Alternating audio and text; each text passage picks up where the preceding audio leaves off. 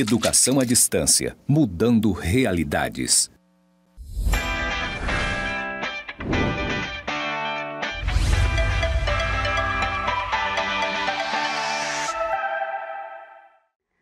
Olá, galerinha! Tudo bem com vocês? Eu sou a professora Rucilane e estou ministrando a disciplina de Contabilidade Pública no curso de Gestão Pública. Hoje nós vamos estudar, tá? A nossa aula 6.1, que vamos estudar sobre patrimônio público. Isso mesmo, vamos saber aí, né, o que seria o patrimônio público, quais os tipos de bens, ok? Mas antes de iniciar nossa aula, eu vou fazer minha audiodescrição. Então, eu sou mulher, parda, cabelos castanhos com algumas mechas, estou vestida de camisa verde, calça branca e sapatos bege. Ao meu fundo temos aqui uma parede branca com dizeres escrito EAD, mudando realidades. A nossa gravação está ocorrendo aqui no Instituto Federal de Rondônia, campus Porto Velho, Zona Norte, ok? Então, feito isso, vamos iniciar a nossa aula. Vamos lá então, gente. Vamos começar aqui com a definição de patrimônio público. O que seria o patrimônio público? É o conjunto de recursos que representa os bens, direitos e obrigações. Isso aqui, acho que vocês já estão sabendo muito o que é isso, né? Os bens utilizados aqui pelo órgão público, o direito é aqueles valores, tá? O direito seria o quê? Aqueles valores que o ente tem a receber e as obrigações, aqueles valores que o ente tem a pagar, ok? Então, e qual seriam esses bens? Seria o quê? Eles adquiridos, formados, produzidos, recebidos, mantidos, controlados e utilizados pelo poder público, que seja portador ou representante de o quê? De um fluxo de benefício, presente ou futuro, inerente à prestação de serviço, né? Ou a exploração econômica por parte das entidades do setor público no cumprimento das atribuições dos objetivos que lhe concedam. Esse aqui é o conceito segundo Bezerra Filho, 2021, página 24. Então, voltando. É um conjunto de recursos, né, que representa os bens, direitos e obrigações, ok? Que sejam adquiridos, ou seja, que sejam aqueles, né, comprados, por exemplo, uma compra de um imóvel, por exemplo, formados ou produzidos. Podemos dizer a gasolina, né, a gasolina, Petrobras, é um exemplo de um bens aí. Outro, mantidos, geralmente são aqueles que são mantidos para aluguel, por exemplo. Temos ali recebidos, seriam aqueles bens de doação, né, dados à entidade. E, logicamente, a gente sabe que tem que entender a principal finalidade. Qual é a principal finalidade? É a prestação de serviço ao cidadão, não é isso? Então, tem que ter também, tá, que representar aqui um fluxo de benefício, nós vamos ver isso, presente ou futuro, inerentes à prestação de serviço ou exploração econômica por parte da entidade do setor público. Bom, e como que a gente pode analisar o patrimônio público? A gente pode analisar nos dois aspectos, tá? Tanto no aspecto qualitativo quanto o aspecto quantitativo. Vamos entender então qual seria o qualitativo. O qualitativo geralmente é mais a ver com as mesmas espécies, mesma natureza, e quantitativo envolve os valores monetários, de uma forma geral, mas vamos ver como que funciona. O aspecto qualitativo, o que fala? Que não se indaga tá, o valor dos elementos patrimoniais, mas sim o quê?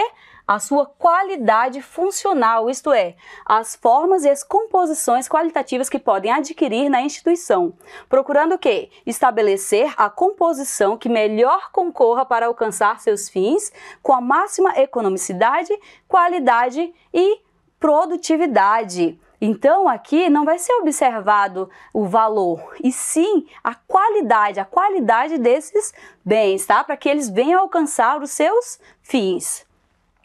Temos o exemplo aqui da classificação qualitativa. Aqui, por exemplo, são as disponibilidades, né? As disponibilidades é onde ficam os valores em caixa.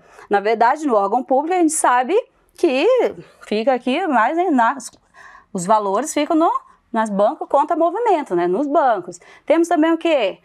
aqui a analisação dos créditos, dos direitos que a instituição deveria receber. Então, como deve ser analisado esses direitos, os estoques, né? Será que essas mercadorias ou se esses materiais, por exemplo, de consumo, se esses materiais eles estão bem estocados, se eles são perecíveis ou não.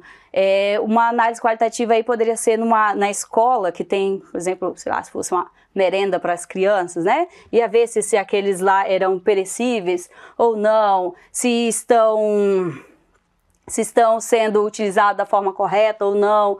Temos aqui também investimentos aqui permanentes, né? Se os computadores, aí ia analisar como é que seriam as compras desses computadores, por exemplo, né? Se eles já estão, ou se os bens, por exemplo, já estão obsoletos da instituição. São várias análises aqui focando na parte qualitativa, tá?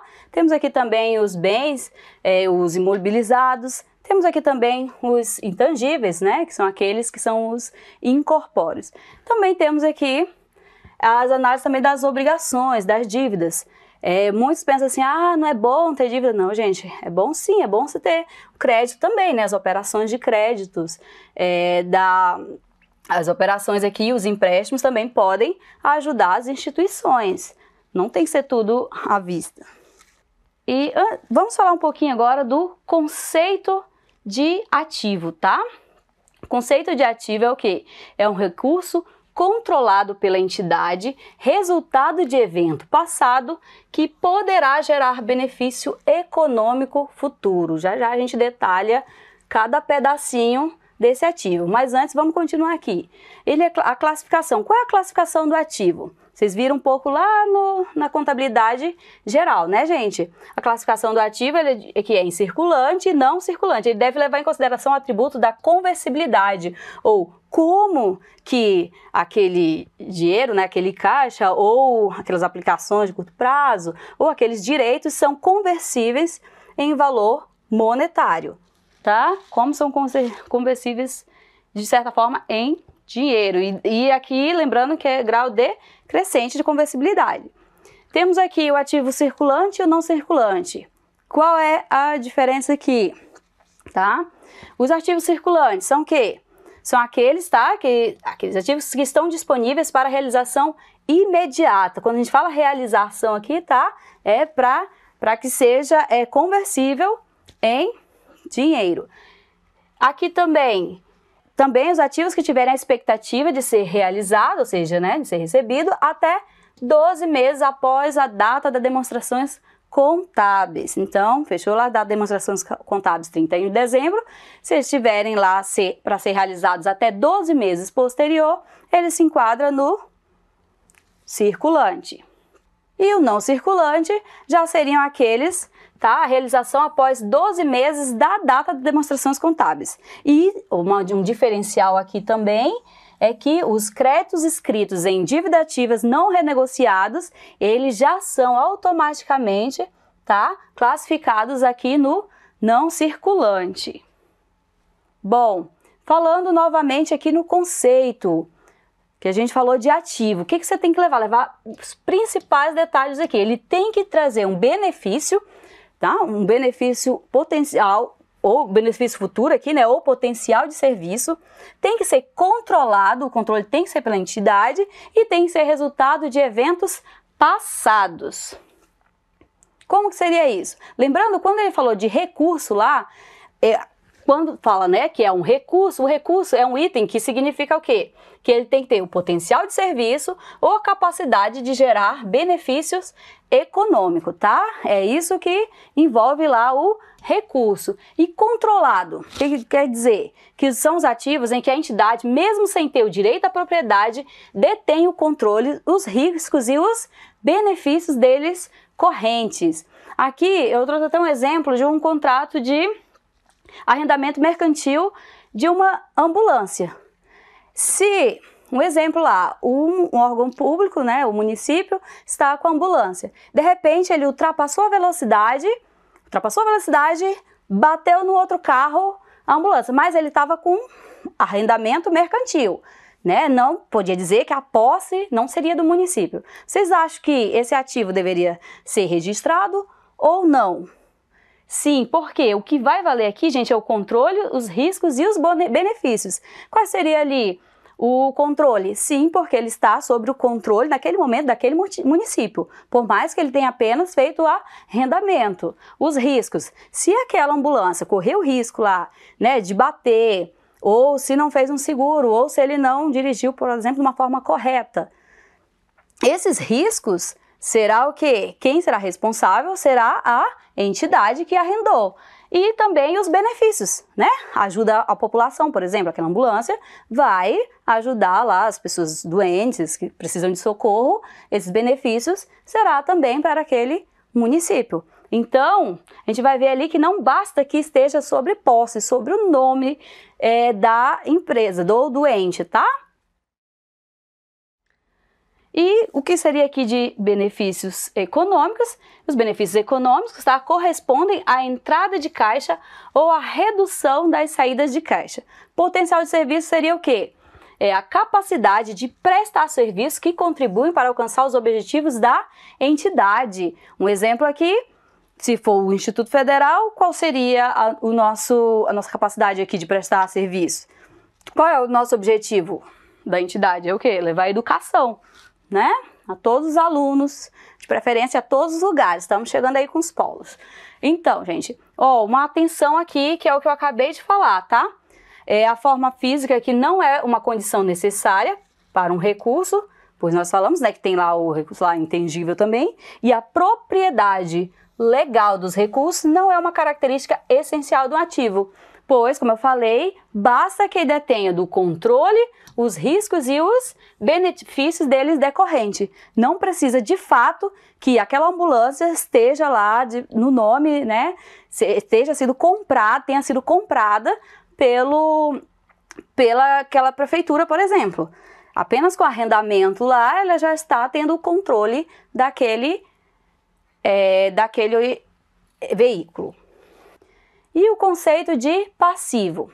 O passivo, ele é o quê? Ele é uma obrigação presente, tem que ter já ocorrido, né? Derivada de um evento passado, cuja a extinção aqui deve resultar na saída de recursos da entidade. Então, se é aquele passivo que não vá ser pago por um recurso da entidade, ele não deve ser classificado como passivo, tá? O passivo também ele é dividido ali, né, em circulante e não circulante, sabemos, só que o atributo dele aqui deve ser considerado aqui pela exigibilidade, tá? É conforme o grau de exigibilidade, de quando ele deve ser cobrado, decurso do prazo. Então, já sabemos aqui como é que é o passivo circulante. Corresponde aos valores exigíveis até 12 meses, o que? Após a data da demonstração contábeis. Enquanto o outro, né, no ativo os valores que ele poderia receber, aqui são os valores, né, seriam os valores realizáveis, aqui são os valores exigíveis, ou seja, ele deve, né, pagar suas obrigações e até 12 meses após a data das demonstrações contábeis. E também corresponde aqui, que é uma classificação direta, aqueles valores de terceiros, né, retenções em nome deles, quando a entidade do setor público for fiel depositário, independente do prazo de exigibilidade. Então, iremos aqui lançar no circulante, é outro diferencial também da contabilidade pública, os de fiel depositário, tá? E onde que seria classificado o não circulante? São os demais passivos. Então aqui, o circulante até 12 meses após a data da demonstração e quando a entidade do setor público é fiel depositária, e no não circulante os demais passivos. Então, novamente aqui, né, quais são os 3 pilares aqui do passivo? É uma obrigação presente, ok, né? E que deva, e lembrando aqui, deva estar resultado na saída de recurso, enquanto lá na contabilidade geral fala que pode-se, né, estima-se, aqui não, aqui é um diferencial também que no setor público deve resultar na saída de recursos. E tem que ser resultado de eventos passado, tá? Então, a obrigação aqui presente é o quê? É uma obrigação que ocorre por força de lei, é obrigação legal, ou obrigação legalmente vinculada, tá? Ou uma obrigação que não ocorre por força de lei, que é uma não vinculada, as quais não possam ser evitadas pela entidade. Aí, qual seria essa obrigação que não pode ocorrer por força de lei, assim? Mas que acaba, né, que eles têm que ser, que não podem deixar de cumprir. Pode ser tipo uma promessa, né? Determinado entidade informou o quê?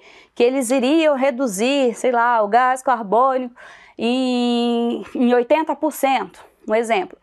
E por mais que lá na lei fala que é 50%, ele fez aquela promessa, né, com a população, com o cidadão. Então ele tem que cumprir essa obrigação, por mais que não seja lá determinada, né, ou vinculada, é uma obrigação legalmente vinculada. Foi um compromisso que essa instituição teve com a população, com os cidadãos.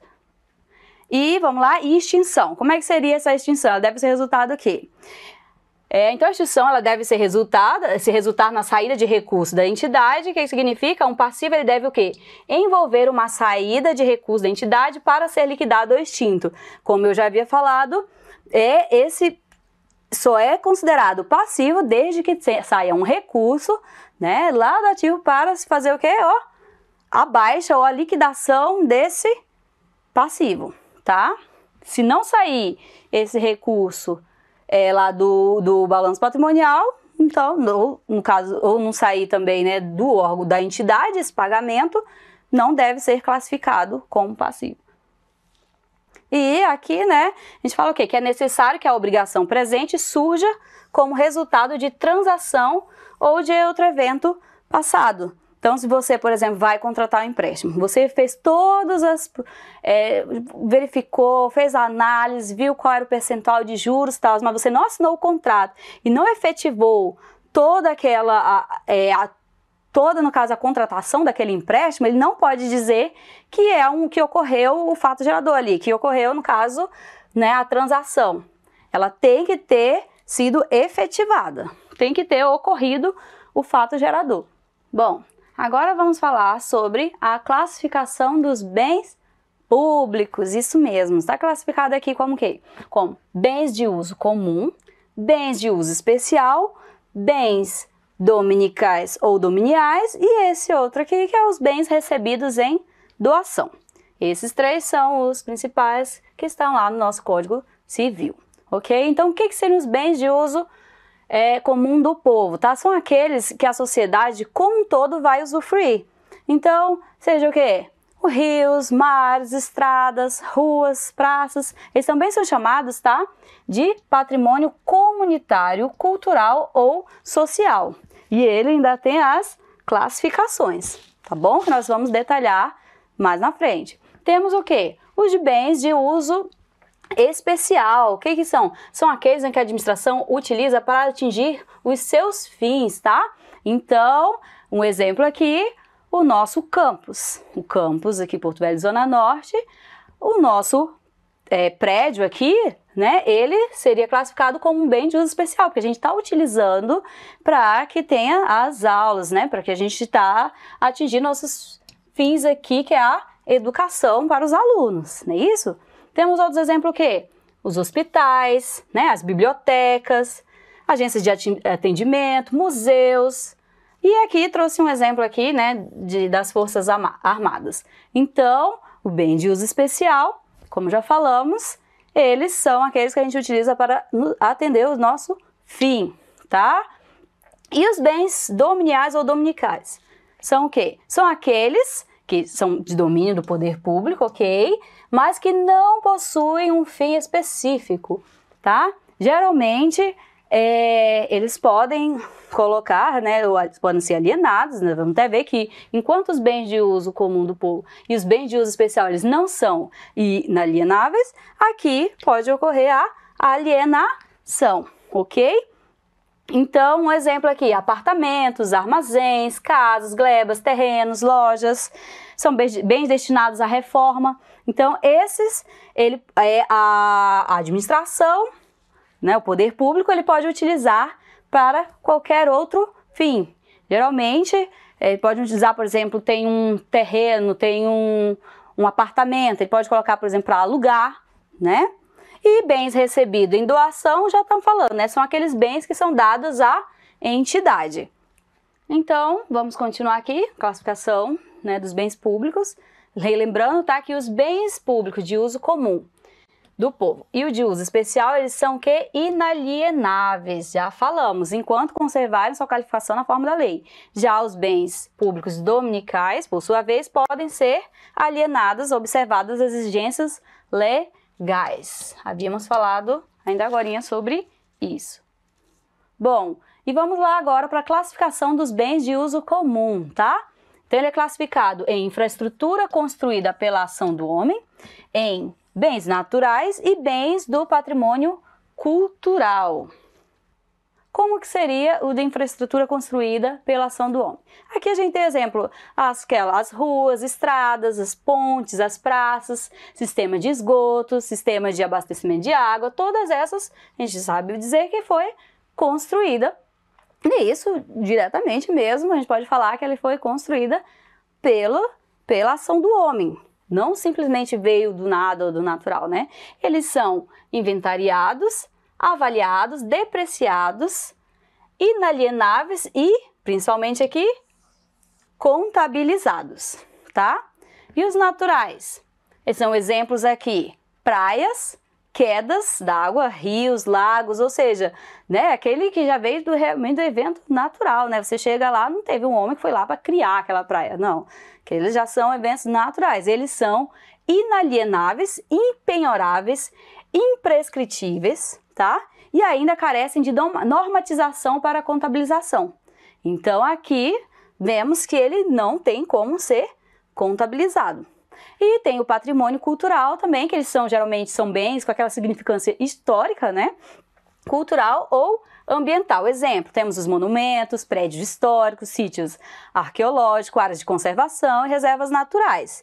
Eles também são bens inalienáveis, impenhoráveis e imprescritíveis.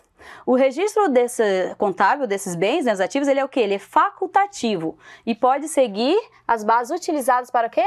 Para os ativos imobilizados. Então, vamos verificar aqui.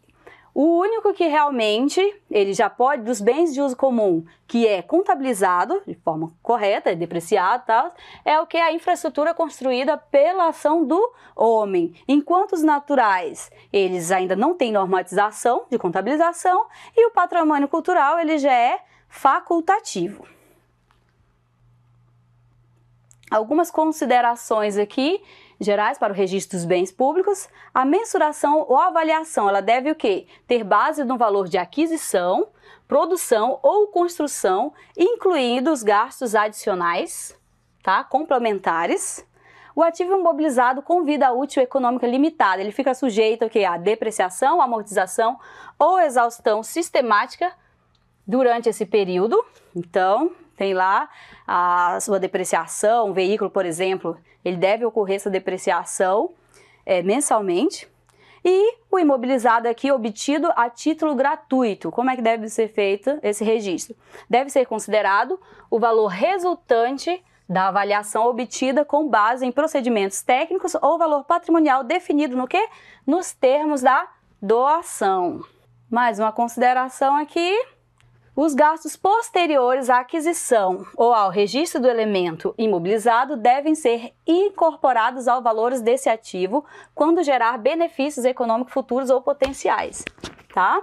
Então, se teve lá uma reforma, né, no órgão, por exemplo, alguma coisa assim, todos esses gastos, se eles forem, devem ser incorporados no valor do ativo, desde que vai trazer benefícios, obviamente. Qualquer outro gasto que não gere benefícios futuros deve ser reconhecido como despesa. Ok. Então, voltando, quais são os bens públicos com contabilização obrigatória? Já falamos, né? Bens de uso especial deve ser contabilizado. Os bens dominicais ou dominiais devem ser contabilizados, tem que fazer a contabilização. Todavia, os bens de uso comum, apenas os de infraestrutura, tá? Que foi feito lá pela ação do homem. Então, os naturais não tem como, não tem normatização, que nem nós falamos. E os culturais, ele é facultativo. E onde é que eles devem ser contabilizados? Lá no subgrupo ativo não circulante, tá? Ou seja, subgrupo 1.2, 1 de ativo, 1.2 de ativo não circulante. Bom, era isso, né? Nosso resumo aqui, nossa síntese do que é o patrimônio público. Vimos lá o conceito do ativo, vimos o conceito de passivo, né? Vimos quais eram os tipos de bens, não é isso? Vimos quais são os bens que devem ser contabilizados e os bens que não devem ser contabilizados. A nossa aula termina por aqui, mas nos vemos já na próxima web aula, que seria a 6.2. Até mais e tchau, tchau!